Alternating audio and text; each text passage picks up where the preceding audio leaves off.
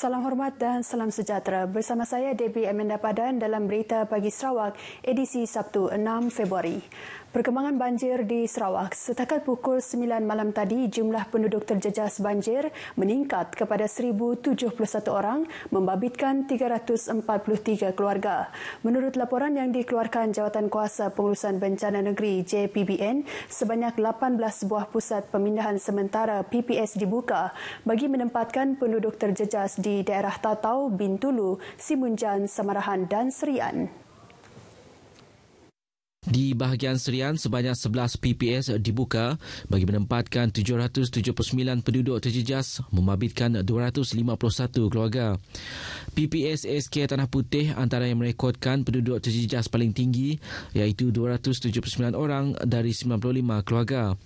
Sementara itu, di bahagian Samarahan, 6 PPS dibuka melibatkan daerah Simunjan dan Samarahan. Seramai 284 penduduk melibatkan 90 keluarga ditempatkan di PPS berkenaan. Di Bintulu, sebuah PPS dibuka di Tatau dengan menempatkan 8 penduduk terjejas dari 2 buah keluarga.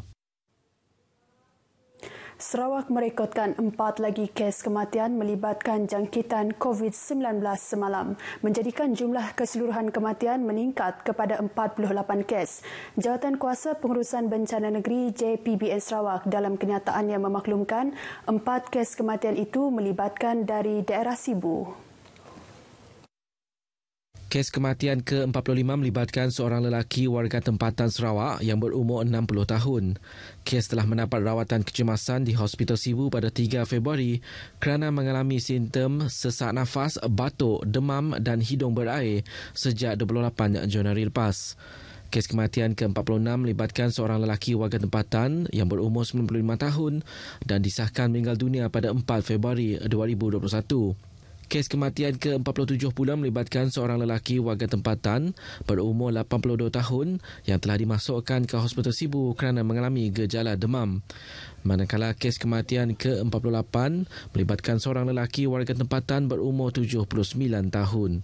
Semalam, Sarawak turut mencatatkan 178 kes positif dan ini menjadikan jumlah keseluruhan kes positif meningkat kepada 5,272 kes. Dalam pada itu, 2 kluster baru diisytiharkan semalam iaitu kluster Sebangkoi di daerah Sri Aman dan kluster Jun Heng di daerah Bintulu. Ini menjadikan sebanyak 14 kluster COVID-19 yang masih aktif di Sarawak. Sementara itu, Perintah Kawalan Pergerakan diperketatkan PKPD di Kampung Sebako, Lundu akan dilaksanakan berkuat kuasa hari ini hingga 19 Februari ini. Manakala PKPD Kampung Sungai Ud dan Kampung Sungai Ud Hile, daerah Dalat, Mukah dilanjutkan mulai 10 Februari hingga 16 Februari 2021. Jabatan Kebajikan Masyarakat JKM Sarawak telah memantau 32 buah pusat jagaan di negeri ini bagi memastikan pematuhan terhadap pengoperasian garis panduan pencegahan dan kawalan penyakit COVID-19. Menteri Kebajikan, Kesejahteraan Komuniti, Wanita, Keluarga dan Pembangunan Kanak-kanak, Dato' Sri Fatimah Abdullah berkata, pemantauan meliputi 7 pusat jagaan warga emas dan pusat jagaan orang kurang upaya serta 18 pusat jagaan kanak-kanak. Jelas Datuk Seri Fatimah, pusat-pusat tersebut merupakan antara 44 pusat jagaan yang berdaftar dengan JKM Sarawak. Proses pemantauan melibatkan pematuhan kepada prosedur operasi standard oleh warga emas, kaki tangan dan penjagaan kebersihan premis dan peralatan. Menerusi kenyataan media selepas lawatan ke pusat jagaan warga emas Elder Care Centre Trinity Methodist Church di Kuching, Datuk Seri Fatimah berkata pematuhan garis panduan ini penting terutama di pusat jagaan warga emas yang merupakan kumpulan berisiko tinggi untuk mendapat komplikasi dan kematian akibat jangkitan COVID-19 kerana faktor umur dan penyakit kronik. Kadar insiden bagi COVID-19 bagi 100,000 populasi di Malaysia adalah paling tinggi bagi kumpulan umur 55 hingga 59 tahun dan juga 60 hingga 64 tahun.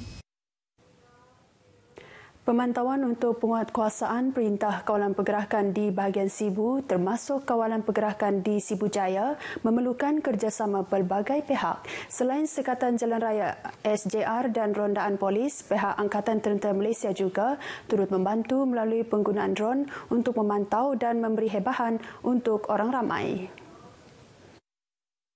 Menurut Panglima 9 Brigade Brigadier Jeneral Samsul Jaafar, pihak ATM akan terus memberikan komitmen tinggi bagi membantu pihak berkuasa tempatan memastikan penduduk di Sibu sentiasa mematuhi prosedur operasi standard SOP PKP yang telah dikeluarkan oleh Majlis Keselamatan Negara. Penggunaan drone katanya adalah untuk membuat pemantauan dari udara, terutama untuk ke lokasi-lokasi yang sukar dimasuki disebabkan jarak. Pengendali drone akan meninjau di sekitar kawasan yang telah ditetapkan untuk pemeriksaan pematuhan SOP oleh penduduk setempat. Selain itu, drone yang lengkap dengan alat pembesar suara itu akan memainkan rakaman audio mengenai pematuhan SOP PKP kepada orang ramai. Jika di Semenanjung, rakaman audio itu dimainkan dalam bahasa Melayu, Cina dan Tamil. Di Sarawak, pihak ATM turut merakamkan audio hebahan umum dalam bahasa Iban. Suara yang akan dikeluarkan itu adalah mesej kepada penduduk setempat untuk kekal berada di rumah, stay safe, jangan keluar, dan sekiranya ada sebarang masalah berkaitan terdapat gejala mengenai COVID-19, hendaklah dimaklumkan kepada pihak-pihak yang bertugas di sini. Beliau ditemui selepas melakukan tinjauan ke lokasi SJR di Pasai Siong, Sibu. Jabatan Bomba dan Penyelamat Bintangor telah melakukan lebih 40 sanitasi awam sejak Januari lalu, merangkumi kawasan Meradong, Julau dan Pakan. Menurut Ketua Balai Bomba dan Penyelamat Bintangor, Nicholas Belulin, sanitasi awam itu dilaksanakan merangkumi rumah-rumah panjang, rumah persendirian dan pengangkutan. Nicholas Belulin berkata pihaknya turut terlibat dengan operasi Human Assistant Disaster Relief HADR, iaitu menghantar pesakit dalam siasatan dan pesakit dalam pemantauan ke pusat kuarantin, termasuk penghantaran bantuan makanan ke kawasan yang telah dikenakan sekatan pergerakan. Beliau menyatakan demikian semasa dihubungi pemberita RTM. Tambahnya, setakat 4 Februari, sebanyak 9 kali HADR telah dilaksanakan. Sebanyak 37 individu di Sibu dikompaun RM1,000 kerana gagal mematuhi prosedur operasi standard SOP Perintah Kawalan Pergerakan PKP di daerah Sibu sejak PKP dikuatkuasakan 16 Januari lepas. Menurut Ketua Polis Daerah Sibu, Asisten Komisioner Stanley Jonathan Ringgit, pelbagai kesalahan direkodkan, antaranya tidak mematuhi penjarakan fizikal dalam kenderaan dengan membawa lebih penumpang. Setakat ini, Asisten Komisioner Stanley mendedahkan Sibu merupakan daerah yang mempunyai sekatan perjalanan paling banyak di Sarawak, iaitu 8 sekatan jalan raya SJR. Dan petugas kita di roadblock terdiri daripada anggota polis, ATM dan juga rela. Selain daripada itu, kita ada pasukan pemantau, ada 10 pasukan pemantau di seluruh bandar Sibu ini untuk memantau pematuhan SOP di seluruh Sibu ini. Beliau ditemui pemberita selepas menerima sumbangan makanan dan minuman untuk anggota IPD Sibu. Dalam pada itu, Asisten Komisioner Stanley berharap orang ramai akan terus mematuhi SOP dalam usaha mengurangkan jangkitan COVID-19 di Sibu. Hampir 1 lori muatan bahan makanan dihantar ke Ibu Pejabat Polis Sibu hasil sumbangan orang ramai sebagai penghargaan kepada anggota polis yang bertugas sepanjang Perintah Kawalan Pergerakan di Sibu.